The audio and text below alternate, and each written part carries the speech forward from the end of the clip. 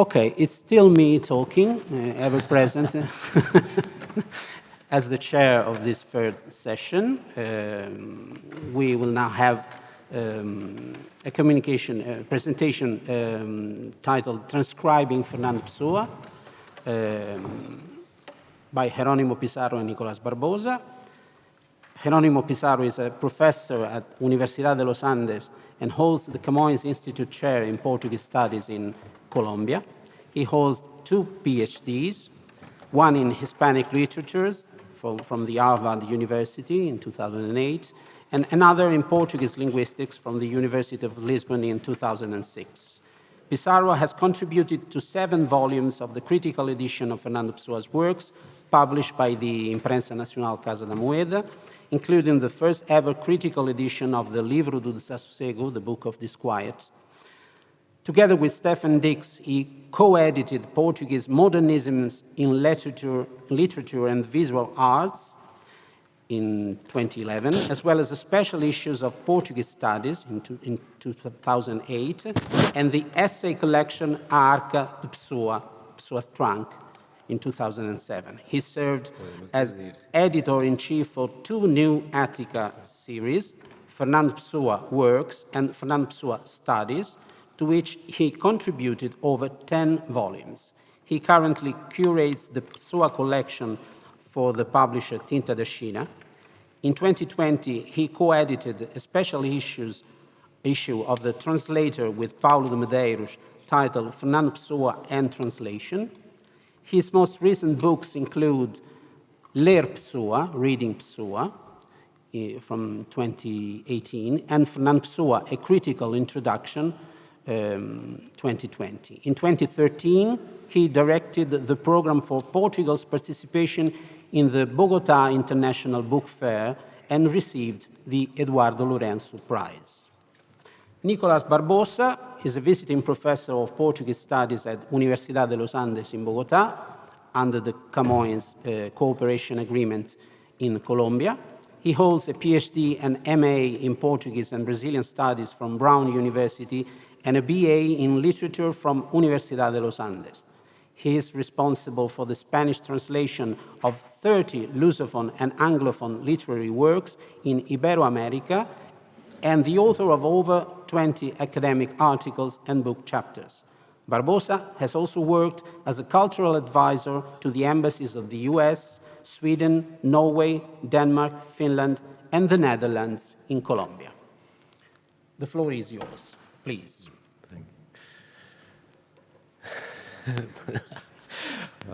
We have more time. So good morning. Thank you for inviting us for this wonderful project. We will divide the presentation. I will read 1 or 2 pages, and then it will be more informal.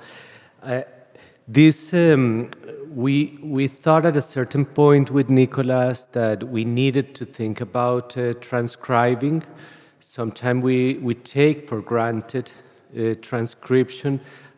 For us, it was like a big issue, especially after transcribing some very difficult documents of the Duke of Parma that we are still transcribing. It's a complete work in progress. We didn't finish yesterday, and we were still making changes yesterday. So I really want to think transcription as a continuum, as something that is difficult to finish as the Duke of Parma, or that will be unfinished forever, and that we have to think theoretically about transcription and not making that assumption of taking it for granted as something that it's already available, that there's not more effort behind us, and if it was like something that we could just get access to. I will read only 1 or 2 pages because this is also like in dialogue with Luis Prista, Carlos Pitela, and João Dionísio, at least 3 scholars that have written about Pessoas in terms of the archives and of certain transcriptions. Transcribing, the Duke of Parma confronts the editor with a recurring difficulty. Many of the play's most consequential features, attribution of speech, character, identity, plot development, and even the central theme of opposition between madness and sanity, are not always transparently given in the documents but emerge through transcriptional decisions. In this unfinished dramatic project, the Duke of Parma, transcription does not simply precede interpretation.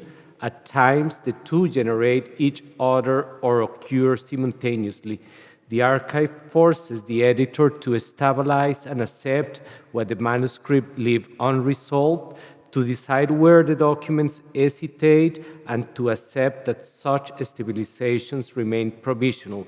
The Duke of Parma thus offers a revealing case for examining transcription not as mechanical reproduction, but as a practice of hypothesis grounded in fragmentary evidence.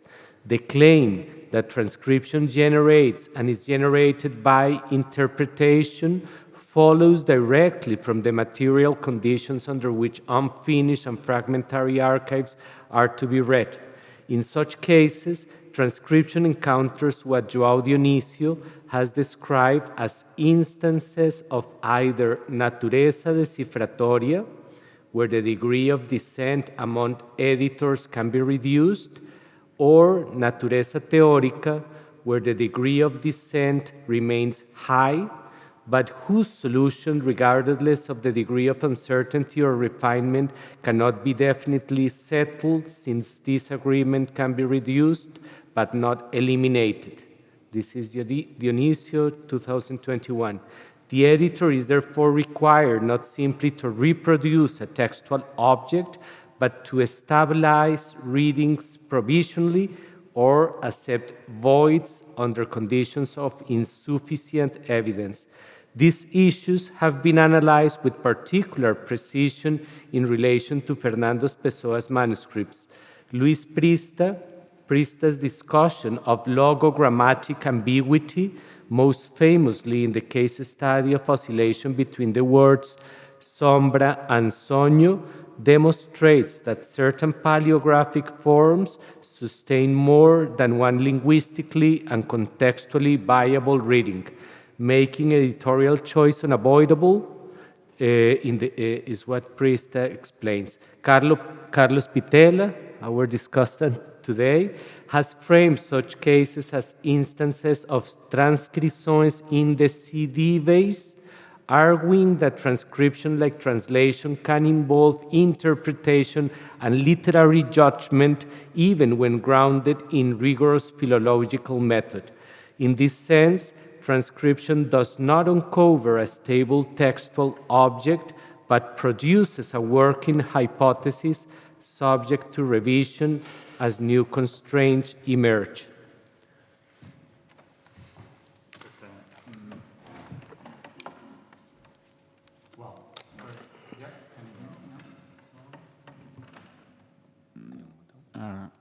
Okay.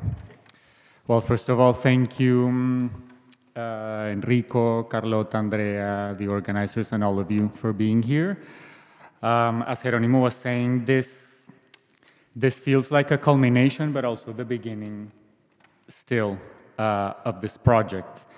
And as Jerónimo was saying, our purpose today is, or what we would like to propose, is that transcription is a practice of hypothesis rather than a mechanical reproduction, and it involves theorizing rather than merely deciphering, and it aims at not necessarily eliminating disagreement, but reducing it, or knowing that dissent can never be fully abolished most of the times.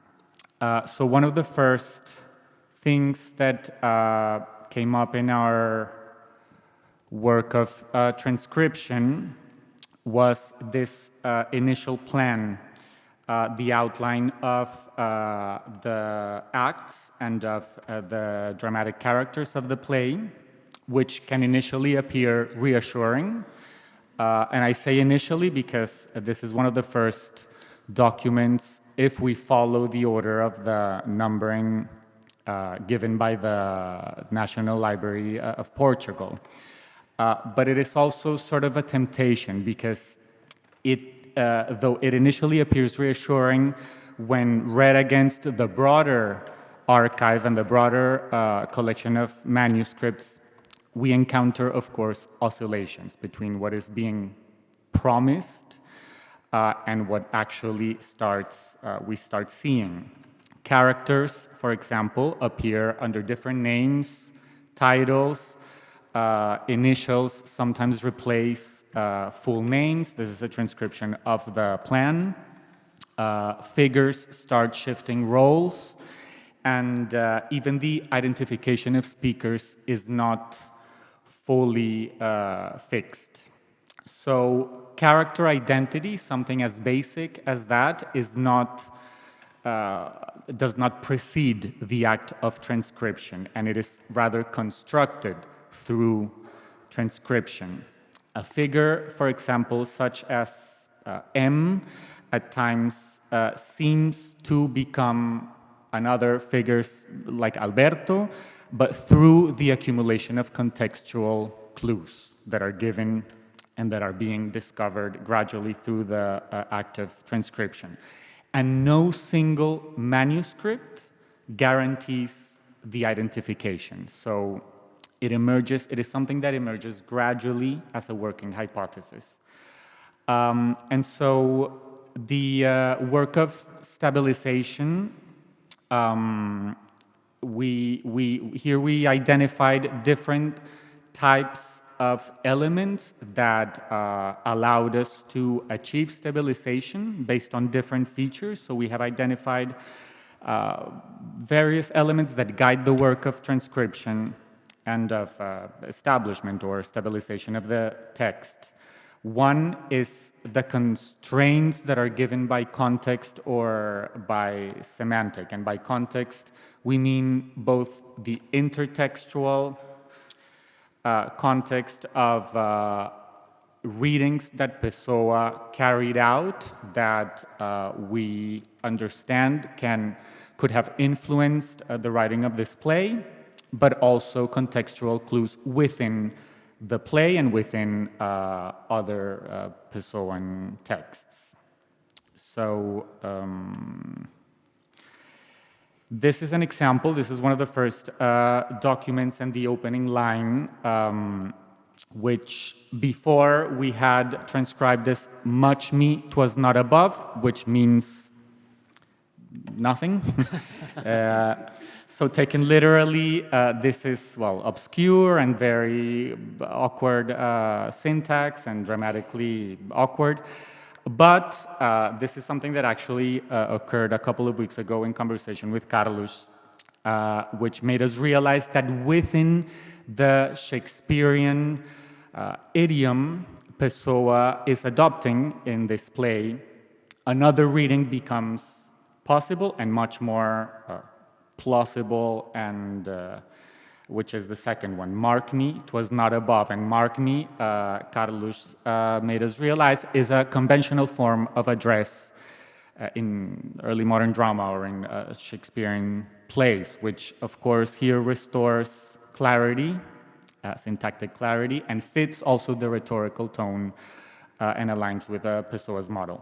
So the correction is paleographically plausible, but it is contextual competence, in this case of Carlos, that makes it persuasive. And stabilization, this is an example of how stabilization here depends on literary awareness of the Pessoan constellation or universe of readings and influences. So we had to promise Carlos we were going not to change this in the article that we have, but only for the presentation and only today, and that certain changes we will only make a footnote, so we could present this like an open document that will be continuously open to change. And we do want to present some of these transcriptions not like a final word, but like this work in progress, in this case, in the last 2-3 weeks in dialogue with Carlos. Here we have another example. This is a similar case of a line, which you can see the 3 versions of our transcription process. We have human in the first one, humane in the second one, humor in the third one. And this is a conclusion that we could arrive to because of the surrounding terms in this quote.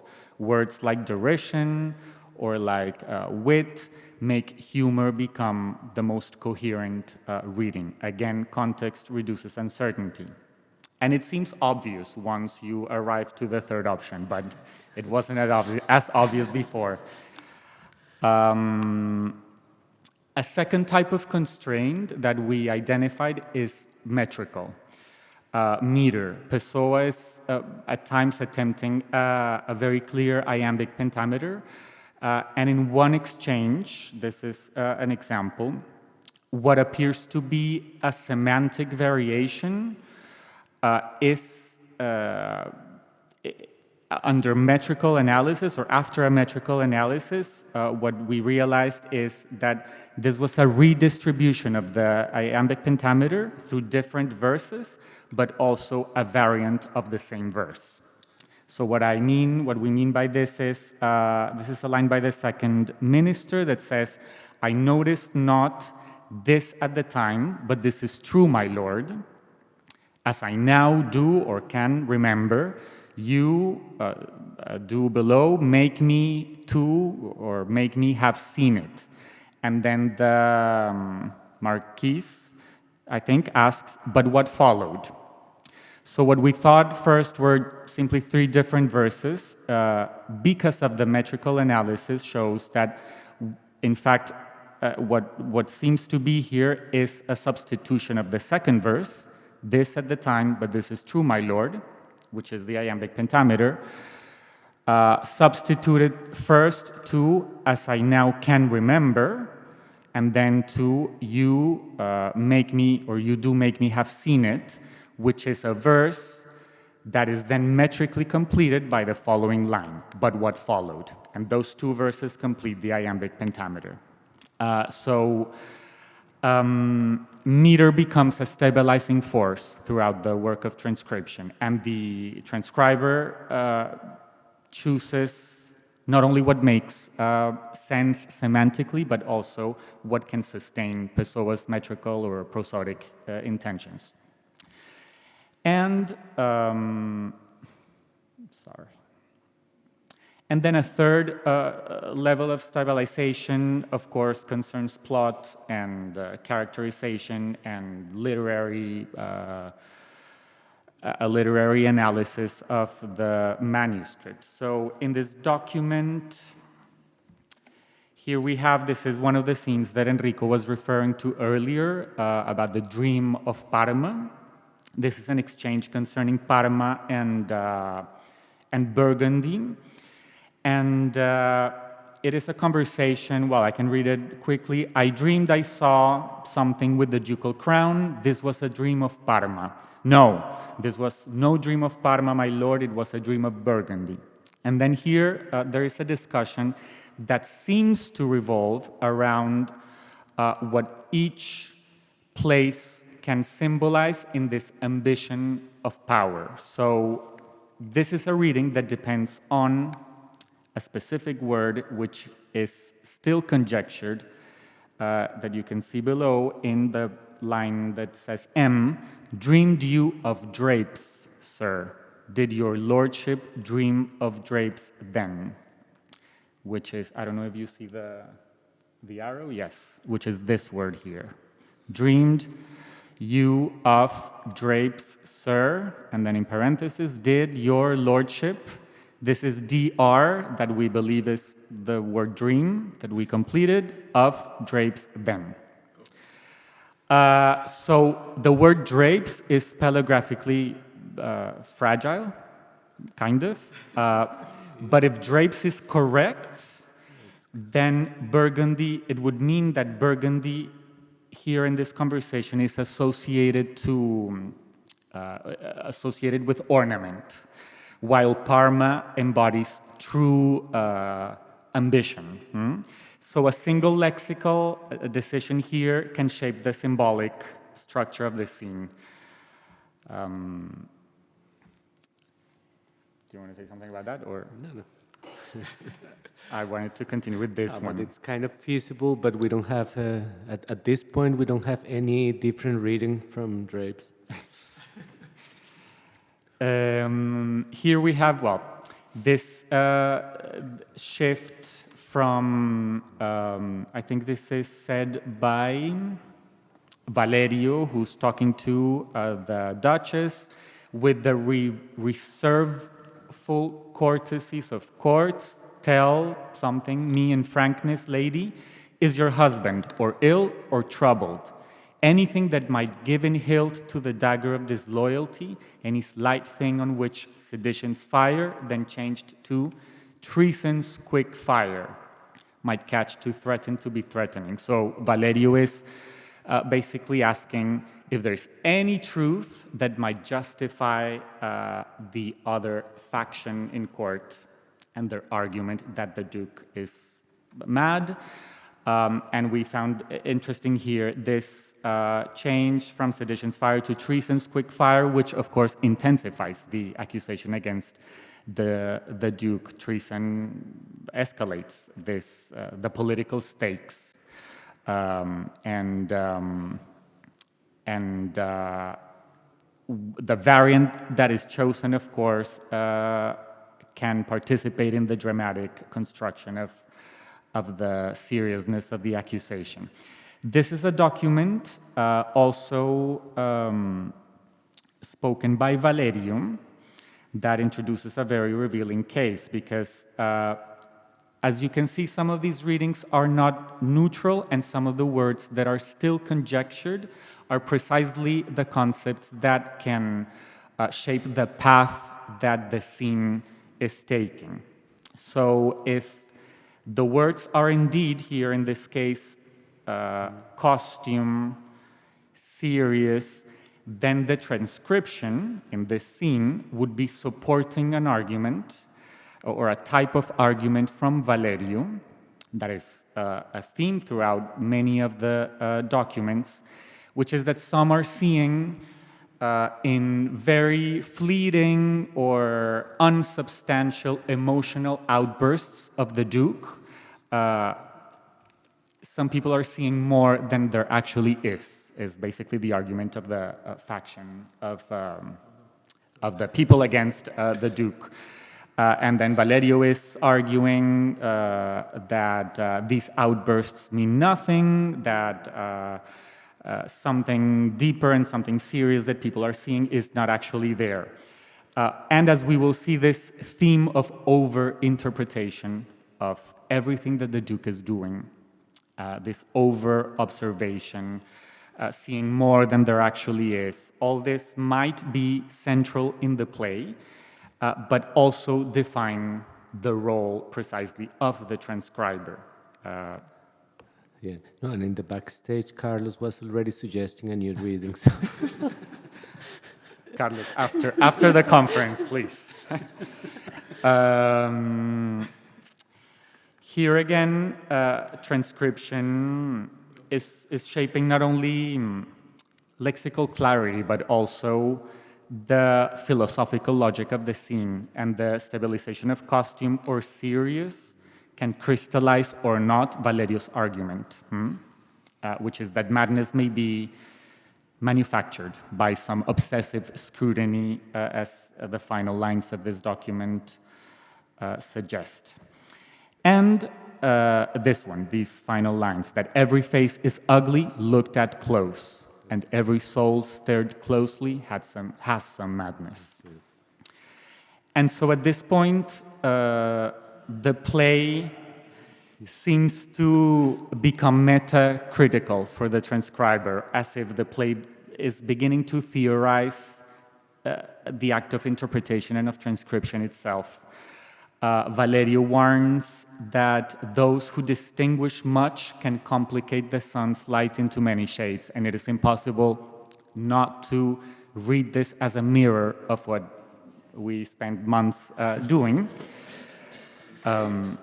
Yes, Alberto then, this is the same document, no, another document. Alberto here observes that each is equal in the argument. Well, he begins saying, how like crazy theorist, my lord, you turn all things into your theory's color. Pray you remove your glasses. And then below, over here, he says, and each is equal in the argument. So this opposition between sanity and madness begins to collapse throughout the play. And the play stages the very epistemological instability that the editor is confronting. The transcriber distinguishes much. The transcriber also casts nets. Here he says, there are illusions proper to the net of theorists, skillless in the casting them. The net catches their own feet. So the transcriber is doing that precisely, casting nets. And the risk of becoming this crazy theorist is methodological as well. This becomes especially clear in a line that we found very symptomatic of what we were doing here. The line that reads, yes, this one, the line that reads, and take the nearest or the easiest road, lead it to madness. That was the first reading. It was actually my reading, then Jerónimo read nowhere, which seems more plausible here. The interpretative stakes here are decisive, and the choice reshapes the character's philosophical posture. And of course, it's paleographically more plausible. You can see the stroke, this stroke, vertical stroke, of course, makes more sense as an H than the stroke of a D and an N, but we were at a point that we started seeing basically madness everywhere throughout the documents. And the same thing applies in this section here. We read the penalty of saneness being to know the width and depth of sentiments and thoughts and the extent of something and purpose. And then we changed penalty for faculty, which is, yes, this word right here. And it is an interesting shift. Penalty, of course, moralizes sanity as burden, while faculty is simply defining its cognitive capacity. So the revised reading aligns more coherently with the logic of the monologue in this part, where madness and sanity are becoming epistemically symmetrical. And basically, in each of these instances, transcription does not merely record, it articulates, and the Duke of Parma is a very good example because it exposes the limit of interpretative authority. So the archive does not offer all the times a stable object that is awaiting a recovery, but instead it is offering competing possibilities constantly that are constrained by paleography or by meter or by context or simply by dramatic logic or intuition from the transcriber. But the editor's task is not necessarily to eliminate ambiguity, but to recognize where ambiguity is constitutive and where a decision is unavoidable. So disagreement may be reduced, but most of the times never fully extinguished.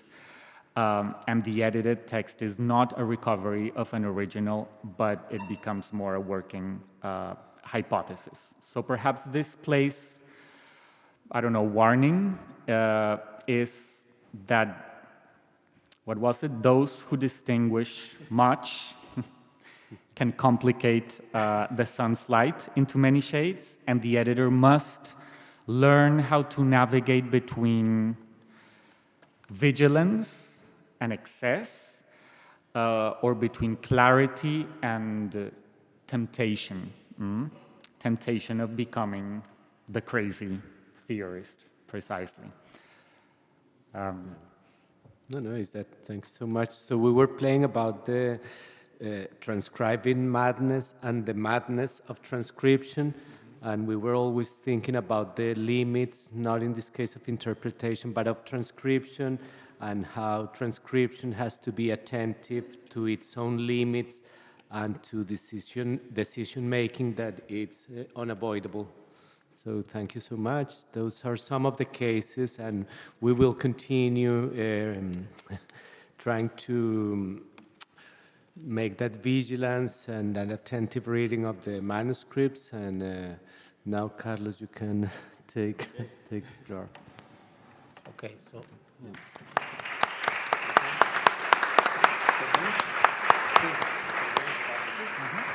Thank you, Geronimo and Nicolas, for your fascinating and insightful presentation, which showed us the mad but amazing work you made in transcribing this madness of a play.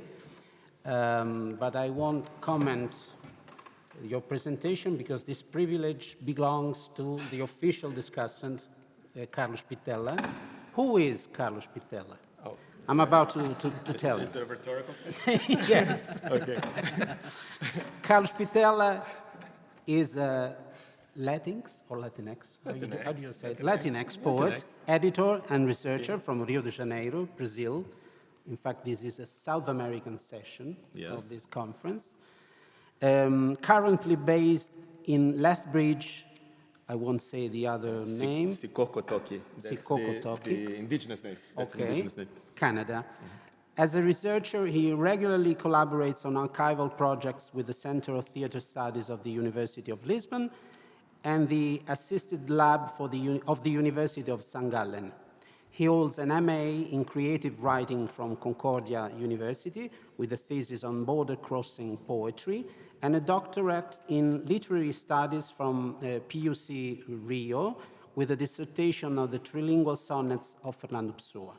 He has edited several works by and about the Portuguese poet, including the dramas Fausto and Marino, as well as Hubert Jennings' lost and found biography of Pessoa, the poet with many faces. His writing is haunted by borders and bureaucracies, having received the Frontier 2022 Global Poetry Prize and appeared in the chapbooks Footnotes After Lorca and Propositions. Okay, you may now discuss. Okay, is this working well? Okay, if it gets too loud, let me know. I tend to speak loudly. I love being the discussant because Nicolas and Geronimo work for 2 years, and then I work for 5 minutes, and I get credit. So I love this job. Thank you for giving me. It is an honor to be here, of course. Thank you, Enrico. Thank you, all the organizers, for having me in this amazing place. I'll try to be very polemic to distract you from the space. So, but it's hard. Enrico mentioned that he invited me early on to the project, but after 5 years of living with Fausto and going through the pandemic, I couldn't take it at that moment, but I'm always second-guessing myself because it is a lovely project. I'm very happy to be here today.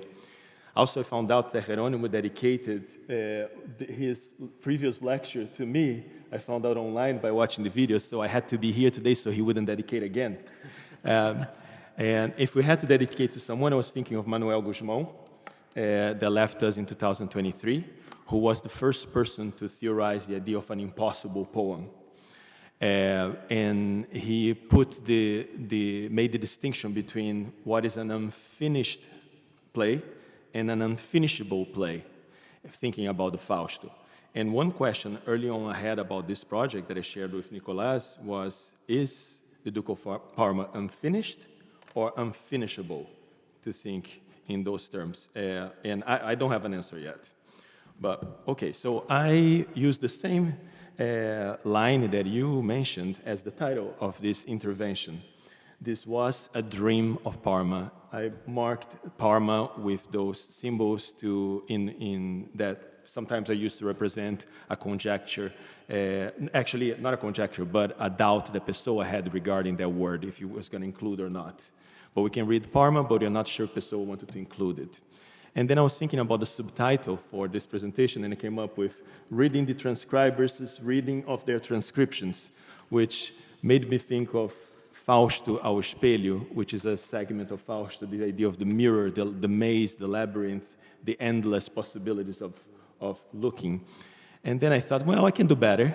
And then I thought maybe like the real subtitle should be which fool transcribes the transcribers, which that would be me in this case. But what foolproof method to transcribe all this? Is that possible to have a method that works long term? And based on the beautiful essay that Jerónimo Nicolás wrote, I was thinking about what can we learn from all this? What may we learn from this collective folly that we are here to celebrate and discuss? And so my idea was to look at the paper they shared with me that now has 60 versions, I don't know, but footnotes, thank you. But what can we use from all this, reflecting from a bird's eye view? I should give a content warning. I'm sure we all thought about this, but the word madness is sometimes seen as ableist in some contexts today. But I went back to the history of this word that appears so much in the play, and I was going through a great entry that the Merriam-Webster dictionary has on madness, discussing that both the meaning of insanity and the meaning of anger that sometimes we use for madness appear at the same time, to the point that we don't know which one came first. So it's interesting to think that both wrath, ire, and insanity appear in the play. So it's easy to assume that we only talk about insanity, but we're also talking about anger and why. I think that might be interesting. So going back to the title, this is the manuscript from which the title comes from. You can see that every time we made a correction post, essay are marking green. So I apologize for those if they're annoying, but we have to tease the transcribers. That's part of my job here today.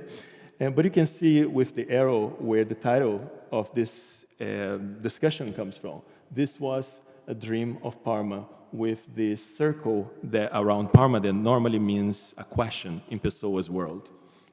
He was not sure if the word should be there or not. You can see the detail here. But then I started thinking about this manuscript. It was something that was bothering me about it, and I can see that it's bothering Jerónimo now too. Look at the other side of this same page.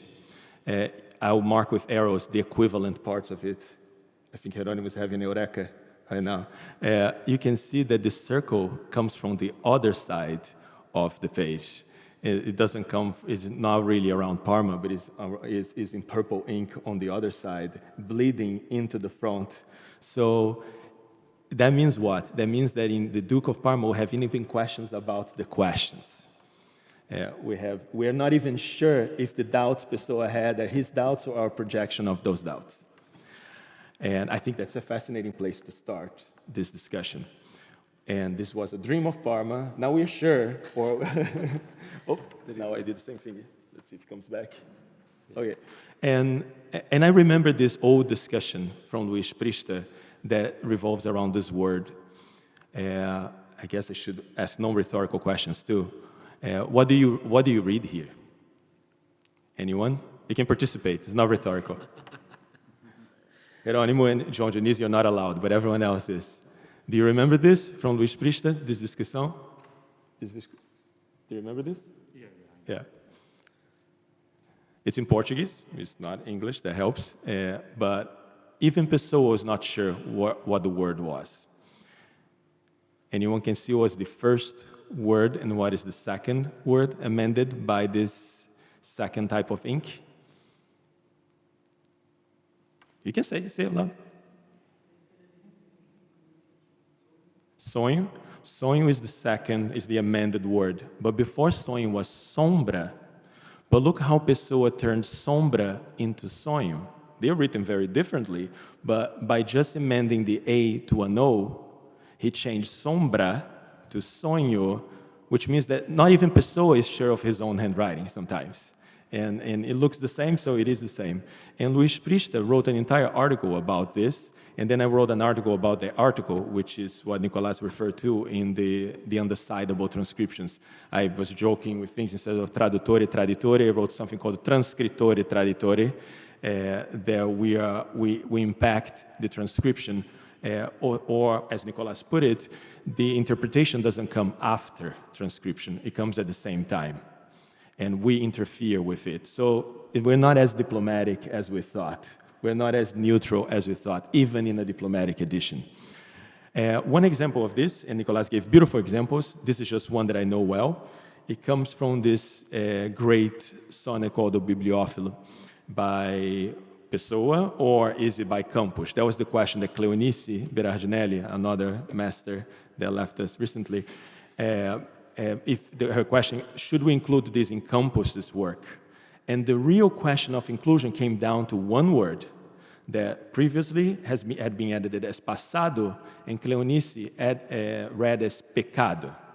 So it changed the tone of the sonnet to such a point that Cleonice was questioning if she should include in Campos, if it was ironic or not, because Campos only writes ironic sonnets. And I'll show you in a second what I think it was. Cleonice ended it at pecado, but with a question mark around Campos.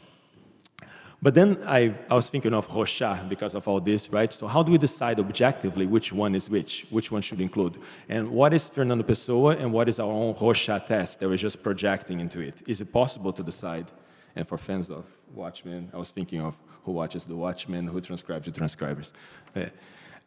So searching for a method, I remember this piece, I love this passage of Pessoa about irony, in which Pessoa writes that you have two stages of irony.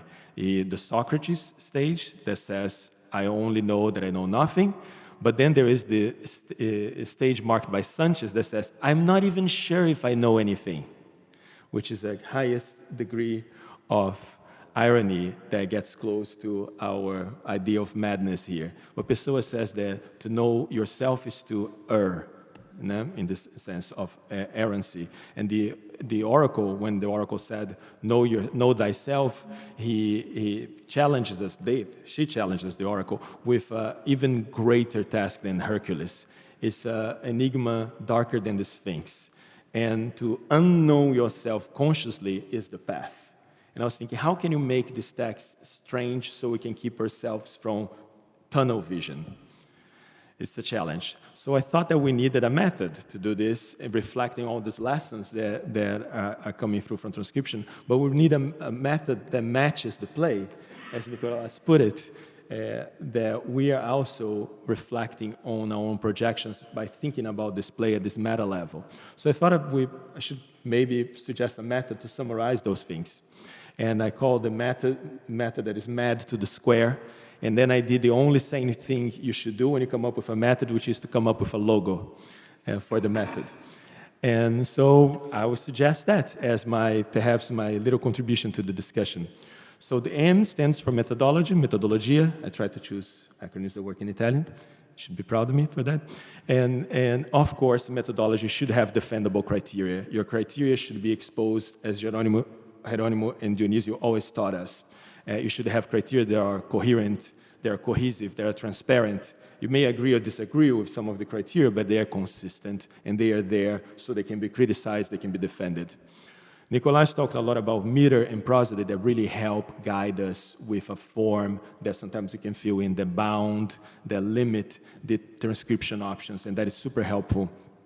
And then I feel like the recent discussion has been around this idea of correlation that Nicolás mentions, a network that also appears in Jerónimo Nicolás's paper. The idea of forming a network, a semantic field that limits the possibilities of a reading. So I see this is the part of the logo that creates an upper bound for the possibilities of transcription. You need a methodology. But you need more than that. It's not enough methodology to transcribe Pessoa, unfortunately. It only leads you so far. But we'll see that. To think about correlation, you can think about correlation in the philological way, in the paleography, and you can, for example, when you have a question such as the word in the middle that came from the sonnet I mentioned, the Bibliófilo, you can come up with like 10 cases of pecado in Pessoa's world and passado, and then you can compare. So by juxtaposing, doing this correlation of pecado that we are kind of sure about and passado that we're kind of sure about, you can kind of better decide which is the word in the middle. Which one do you think? Is closer to pecado or passado?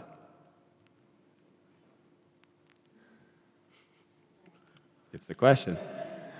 The agreement seems to tend to pecado these days, that the word in the middle. With two C's. Maybe. Good question. But you see on the left, the Pessoa sometimes oscillate to the orthography as well. We have to go back to think of pecado, but the tendency seems to be with pecado. But that's one type of correlation. But there's another type of correlation which has to do with breadth, with amplitude, ampiezza. And as Nicolas and Jerónimo mentioned, when you read what Pessoa read, you have a better sense of the options. And for example, when you encounter this passage in the Duke of Parma, that one character is instructing another on how to perform questions and how to listen to questions, I immediately went to Hamlet and the scene in which Hamlet instructs the actors on how to perform. And the vocabulary, the word choices are very similar. And that's what helped us think of mayhap, that is a Shakespearean word in this sense. So when you think about the breadth, when you open up your horizon to read what Pessoa read, it helps you with the transcriptions as well. Not just in English, though. We came up with this. I was thinking about this passage about entering madness that I think it's brilliant. My brain is all in turmoil, in the darkness, insatiate hunger to shriek. Oh, what approaches! Stay one moment off. Spare me the instants to see clear the horror. Oh, the next to feel me sane at madness's brink, yet feel me sane yet. If you have studied Orfeo for a while, you immediately think of a poet called Ângelo de Lima that has a sonnet that the Pessoa absolutely loved about entering madness. The vocabulary is so close, the shriek of the horse, entering madness, in the brink of madness. And Pessoa not only loved the poem, but he said several times that he loved the poem. I haven't studied the dates yet, what influenced what at what time, but I feel like that's something we can study as well. But again, I'm not even talking about interpretation here, I'm talking about transcription. Thinking about those dialogues, those intertexts, help you transcribe even before you interpret or at the same time. But we don't have to talk only about books to what Pessoa read. We can also talk about films. Does anyone recognize this character in this film? Go ahead, you can say it. Who is this? É o Faust. And Faust is the second arrow here. So the first one is Mephistopheles. By Murnau. So who are these other two characters here? Does anyone remember? Simply, these are the Duke and the Duchess of Parma that appear in the scene in which Fausto and Mephistopheles crashed the wedding party of the Duchess of Parma. And in the film of Murnau, as Rita said, do you remember when the film came out? In Germany and in Portugal? 26 in Germany, and it was playing in Lisbon in 27. Now, did Pessoa watch it? I would bet that he did. Now, how much that would have influenced the Duke of Parma and the Faust, it's a question, and how many of those characters. But I think it's fascinating coincidence. And in Pessoa, there are no coincidences. Right? Okay, but this is like breadth that I was thinking, getting into these possibilities made for me Faust and Duke of Parma even closer than what I thought they already was. So answering your question, sometimes I even wonder if they are part of the same thing. Okay, third, the D, the first D is from dive. There's no equivalent in Italian, so I thought of darsi, like surrender yourself, dive into the Pessoa's world. And Jerónimo knows this well. After like years, you start thinking in that world. So you start thinking in that vocabulary. But then you start seeing correlations everywhere. Like Nicolás mentioned that passage of the sun, light in many shades. I immediately think about Cairo, né? Mas abre os olhos e vê o sol e já não podes pensar em nada, porque a luz do sol vale mais que os pensamentos de todos os filósofos e todos os poetas. It's the same semantic field. Like, now, was this written before or after Cairo? I don't know. But in Fausto, this happens all the time, and I'm starting to see that in the Duke of Parma as well, those relationships between the heteronyms. But also, some things that are in the border between the heteronyms and Fausto, like this note that appears in one of the manuscripts. Ora, a única causa, that now we read, causa suprarracional que o mundo contém, é o fato da sua própria existência. This is like, ipsis literis, almost what appears in Cairo and Fausto. O mistério supremo do universo, the only mystery of the universe is having a universe. Or the only mystery of the universe is to have people that think about the mystery. This Cairo, Fausto, this idea appears also in the Duke. So there's several cases. I won't even bother you with all those. Fausto, I see Fausto everywhere in this. And Fausto has some fragments in English as well that are particularly closer to the Duke. But I'm also thinking of Marino, the scene that you mentioned, Enrico, in which he appears as a jester, as a fool, appears exactly also in Marino. Marino enters the scene completely with dirt, looking like a beggar, looking like a fool, and he is eventually tortured by being thought of as a fool. So there's some connections there as well. And heteronyms, there's so many good quotes to think about heteronyms and ontologies. For example, I feel a lack of oneness in my mind until I lose myself within myself. I am not at home in my soul. These are all alternative titles to the next edition of Hieronymus, I Am an Anthology, they could think about.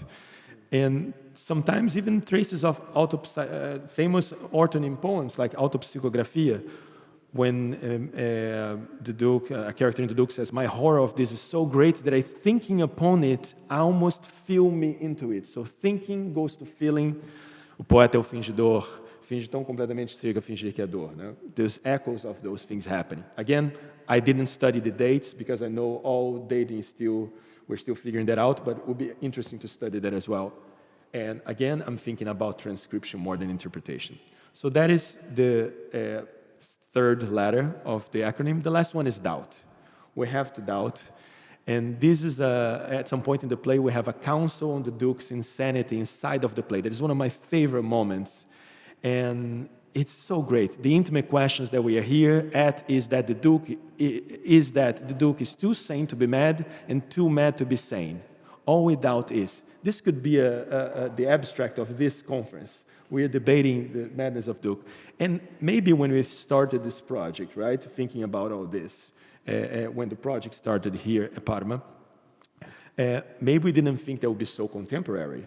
But now we have, this is a play about a Duke that may or may not be mad, that is certainly misogynistic and murderous, but with all the counselors doubting his sanity and plotting to overthrow him, whereas the Duke thinks that all the counselors are fools.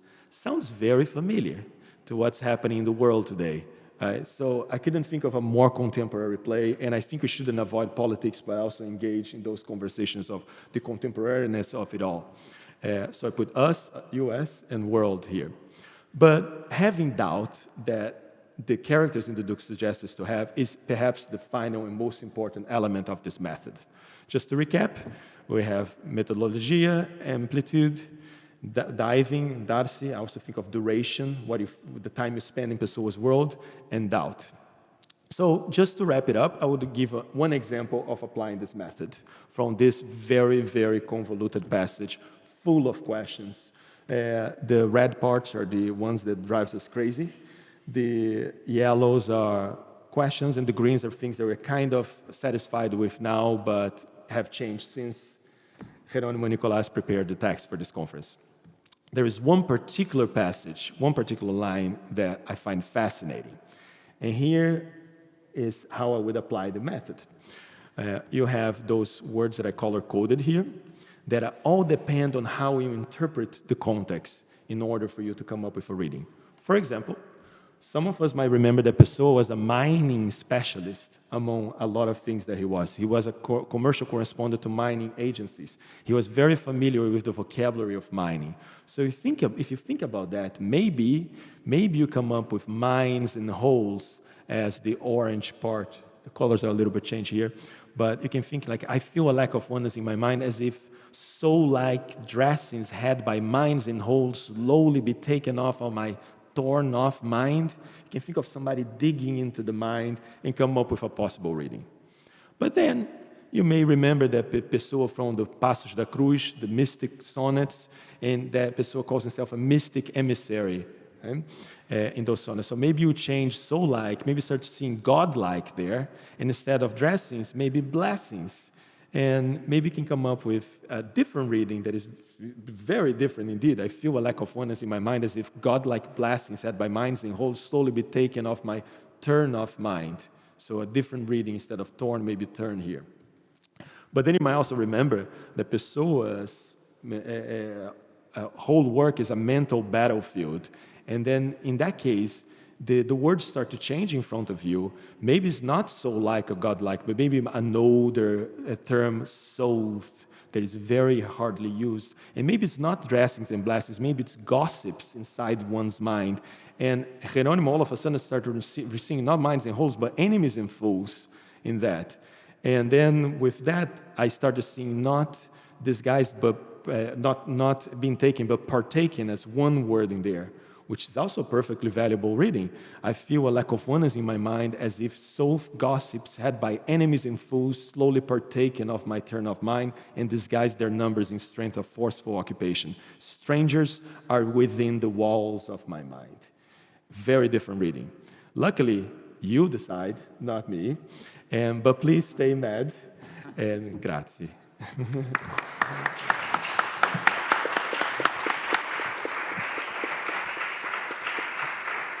Thank you. Thank you, Carlos. I'm definitely proud, not only for the Italian words you add to your presentation, but for your general contribution to this session.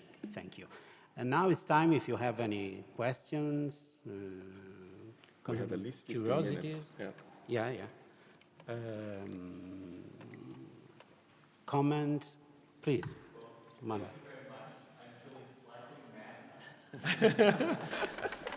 But I think it was really enlightening, the presentation and the discussion, both. And you presented a method. I think you have a method. I think there's a method in your madness. It's clear that the method is open, it's flexible, it allows you to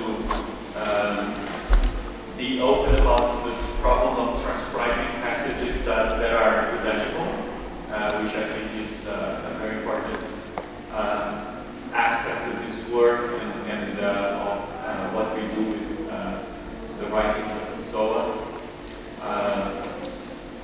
So my question would be, do you think the method that has been outlined now by Carlos Michela would help you solve additional queries? This week is for you, Jim. No, I was thinking in these days, Enrico said in an interview to the Observador that this was one of the first cases of a collective transcription. Then there was a group, there was a discussion, there were many, and there are ongoing between Bogota and Lisboa, and we have to continue with many exchanges. So this is not only like a method to be taken by me or by Nicolás or Maria or João Dionísio, but something that we have to take between all of us, including Carlos, even if he wants not to decide, because, for example, Carlos was thinking about metrics, and we are not always thinking about metrics, and it's like a special layer that we are adding to the method. So it's like different steps that we don't always take, and we have to think about paleography. We have to go back to Luis Prista's suggestions about paleography.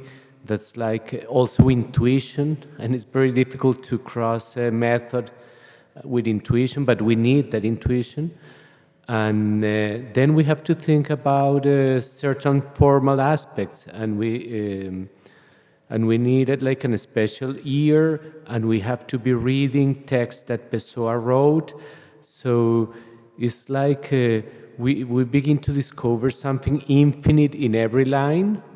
And yes, there is a method, but but it has its limits. And when someone makes an eureka with a certain word, I don't know, this madness that went to nowhere. Maybe there was a method, but I think there is also something like of a kind of a miracle when you discover certain words and then you say, yes, okay, it was that, but I was like not very clear. I was kind of blind. So this is also about going, you need to be outside, you need to have some estrangement, you have to unknown yourself sometimes. And so the method, I mean, I think it's we need the method, it's very helpful. We really need, for example, to think about metrics to make many amendments and corrections and adjustments to all transcriptions. So if we apply this method to transcriptions that we already know, we are going to change many of them. But then the method is just part of a familiarization and defamiliarization constant of knowing and unknowing that includes intuition. So that's difficult. And when I worked in the past with José Barreto, with Teresa Sobral-Cunha, with Ivo Castro, with certain scholars, I know there was also something that it was just familiarization, and at the beginning it was like magic. I'm still Carlos at this point. I think he is comfortable with the final reading. I'm still not. I'm not comfortable with the final reading here. For me, this is a very complicated manuscript because I still think I'm blind. And I'm still looking at you like, help me please to read what it says there. And the last word I was in my mind like hearing holy, holy, holy. But this line specifically now, so of gossip said by enemies and fools, is the first time they'll complete the meter. It's the first time we completed the iambic pentameter, but which is an interesting, yeah. It's one more layer that aligns. But I wonder if Nicolás wants to say. Yes, I was thinking when Carlos was, when you were saying at the beginning, when you were talking about the usage or the etymology of madness and wrath, I was thinking what these states of mind have in common with our method is accumulation. And you explained this, you used the word amplitude, right? Accumulation of documents, of manuscripts, of papers, of readings, also an accumulation of associations and of creativity, of being able to let your mind, you also had this step, right, to dive and doubt and allow yourself to get lost in a web of associations.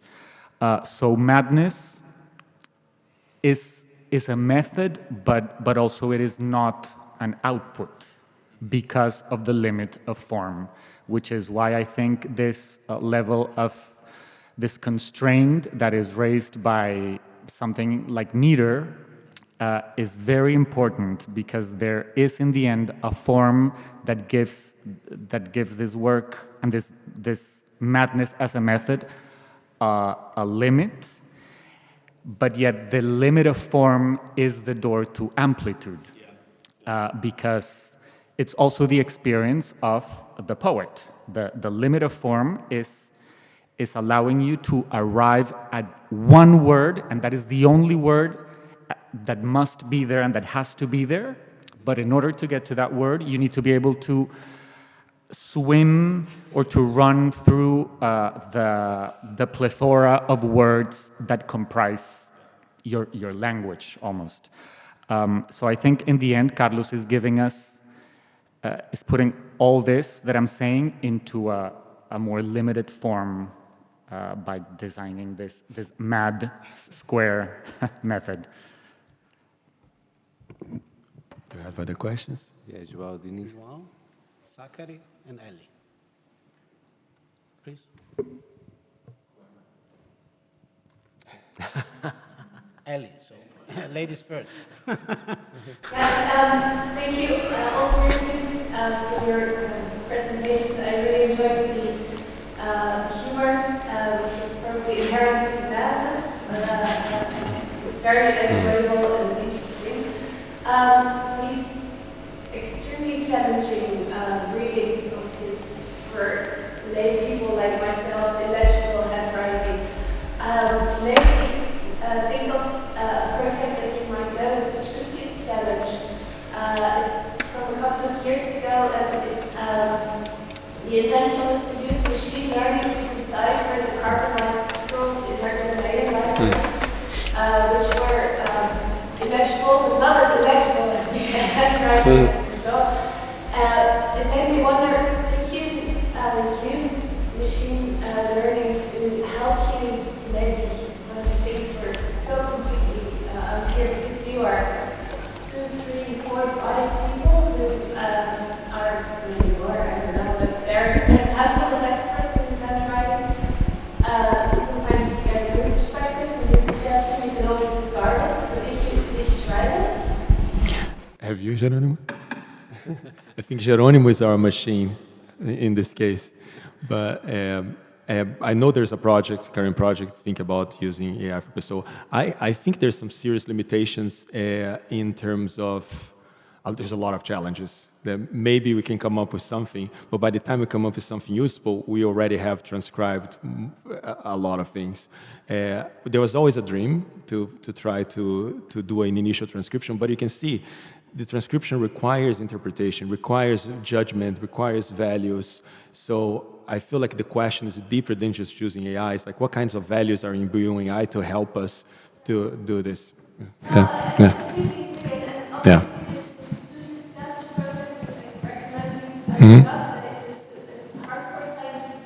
Yeah, it's a philosophical. Yeah. Yeah. Yeah.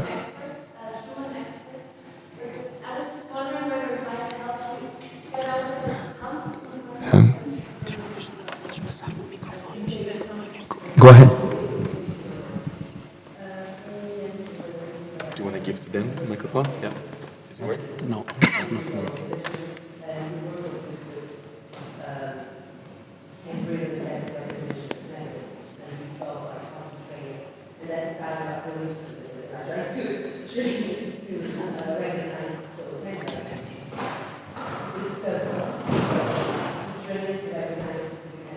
Have you tried? No, Have you tried? no. I tried a little bit. It was always useless. Always useless. Really? Yeah. Queres mencionar aquelas que escreveram no Facebook que foi utilizada a inteligência artificial? Yeah. Olha que há uma parte final que ainda não está aqui, que vai ser um post escrito, mas eu acho que isso é outra face. Isso. Yeah. Yeah. There is that too, yeah.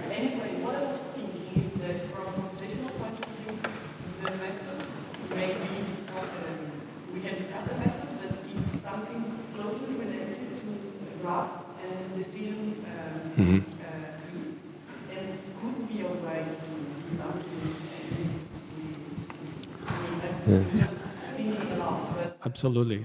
Yeah. I think it's a fascinating thing to try and to play with.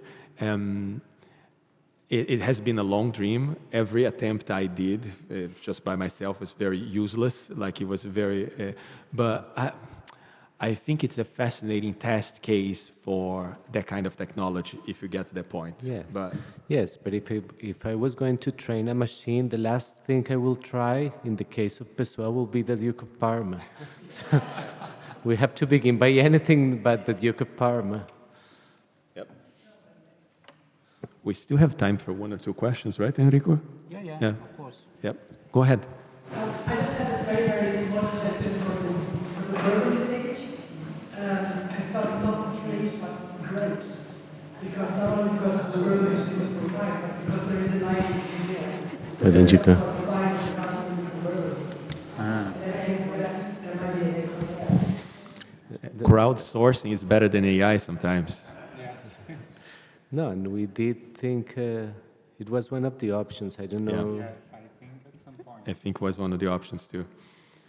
It's some things are really undecidable and depends on the interpretation. It's fascinating. And as we tried to show, like sometimes even Pessoa is not sure if it's shadow or dream.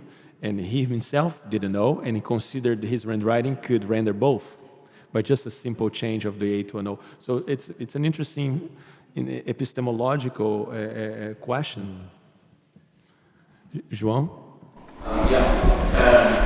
First of all, thank you so much for your presentation and for this discussion. I think this is, we are fortunate to have this presentation as the first one because somehow it sets the tone for the rest of the conference. I'm very happy. One of the reasons why I think this was really important is that both Geronimo and Nicolas shared their experience as transcribers, and the point that we must not take this for granted is basic. So I see this as a humbling experience, and every single one of us who has tried to transcribe must have some more or less generous list of transcriptional mistakes. Oh, yes. Along keys or code. 100%. So these were starters. Then, two or three things. One, I think I get what Carlos was saying about the example, which the analyze of Saunders and Stroman. But I don't extract from that example that Pessoa was not sure about the script. I think he was perfectly sure about the script, but functionally, it just took him the change of the gender marker to functionally detect the word was changed. So I don't think there was a doubt on his mind anything about the script. The script is the same. So technically speaking, I would say that could be seen as an example of handwriting homography. I agree. You have the same sequence of graphic signs with more than one sense, depending on the genetics of the text.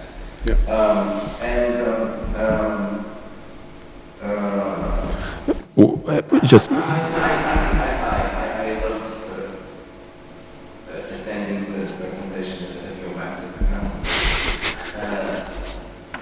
But I don't think that is a method. I tend to see it, and maybe you tend to see it as well, as a checklist. And according to the criteria on that checklist, you can see if amplitude works, if matrix works, if the handwriting traces work, and if the result is convincing, then it works. What does this mean? That the experience of how is more important than the steps to reach that result. You test the result of your experience with Manuel, and Manuel says, yes, you're right. Then it is amplitude that works, or then it is matrix that works, then it is something that works. So I would see it as a complex checklist. And a checklist, then I would say that there are two factors that I have some reservations regarding those two factors. One, and I know that you, Jeroen, and Nicola, you must be right. So this is like my fetishistic way of looking at things. One is meter, and the other one is how ample should our vision be applied to that thing. I think because Marcus knows about Murnau's but when we look in very different directions, and we look at Kay and Faust, and we go into like a maze, and we have very different echoes from our reading experience. And those reading experiences normally are conflicting experiences. And so it is not necessarily very helpful. And as to meter, and this is really, we keep forgetting that these are rough drafts. And so we are witnessing an experience of failure. In every single document, he failed. We don't know exactly how he failed. What is really impressive is that I think that you are right, that meter is very instrumental, and meter, among other factors, are very helpful if we try to identify precisely what that word is. But in the back of our mind, I think we should always take into consideration that these are failures. So, we are before two hypotheses. If we see a word that does not function magically, and as an alternative, a word that functions magically, we tend to pick the word. And Carlos tends to suffer when the meter is not perfect. So we have to learn to transcribe failure, and that's very difficult. And Carlos will try to look for a more perfect Pessoa sometimes. That's the temptation, So I keep that's a doubting temptation, myself. And when we transcribe gives back a familiar experience. Correct. And we don't do this when we transcribe, it gives us back and not familiar experience. One quick note on this last point. I'm much more familiar, of course, with Fausto than the Duke of Parma, but with Fausto, it's impressive the amount of time, the proportion in which Pessoa does follow meter. It's like the overwhelming majority. So he's very good. So my inclination, natural inclination, is to assume, which could be a wrong assumption, but that he's also trying as best he can to follow meter in the local park. But so it helps, but sometimes it doesn't, because I see hypometric lines here and there, and like, what do we do with that? But you're right, and I like your take on the checklist. I think it's a good one, because it's a mad method, remember, not a method. But Enrico, I think it's time, Zachary right? has a Zachary. question. Now we have. Okay, thank you. Now it turned to be a kind of follow-up question to Joao's comments, and it's about the metrics. And I would like to know, how much do you know about the metrics of Pessoa and especially pentameter? I have sometimes used metrics in editing and transcribing, but then I have noticed that first I have to make some study of the writer's metrics, and I have learned that, for example, one writer, he has very many anomalies in his metrics, and that I have to take into account. Do you want to take this one, Nicholas? Not really. No, start. We know a lot. There's been theses written about the metrics in Pessoa. Patricio Ferrari is not here, but for example, he has articles and an entire thesis dedicated to the meter in Pessoa.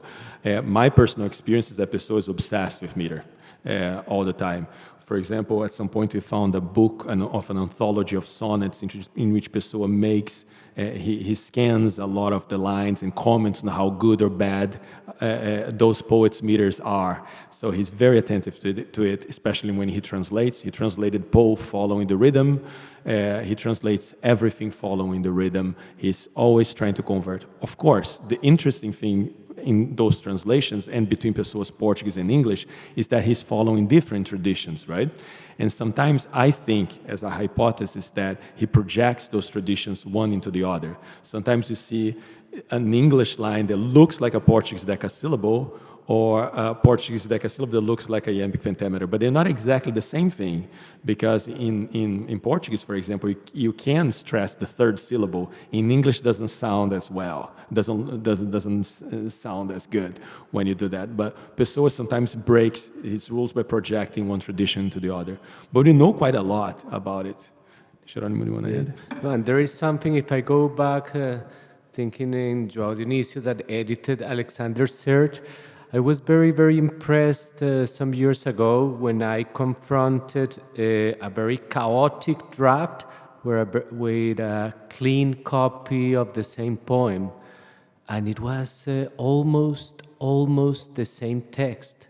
And I was very, very impressed in the case of some Alexander Search poems to look first at this chaotic, unreadable draft, but then I was very happy because there was a clean copy. The clean copy will help me to read that chaotic manuscript.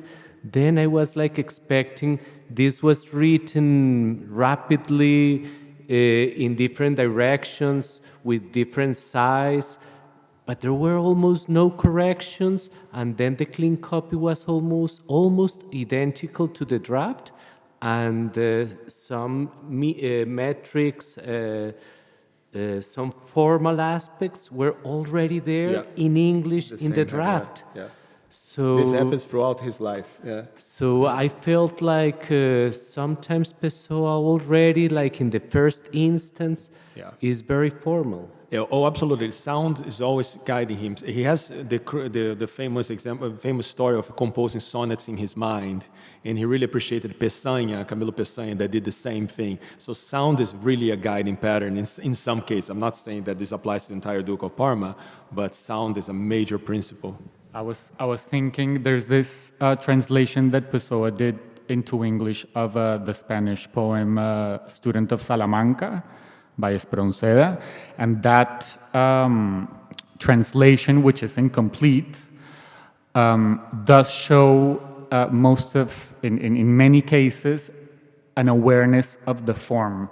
And sometimes you see a stanza that is mostly empty, but you do see the words that begin or end a verse. Sometimes you see marks of the number of syllables that a word in the middle should have. So despite the incompleteness, you do see at times, not always of course, but at times you do see an awareness of form in very initial stages of that translation. Okay, I think we can now end this excellent first session on transcribing Fernando Pessoa. We now have a coffee break, and the conference will resume at noon. Thank you.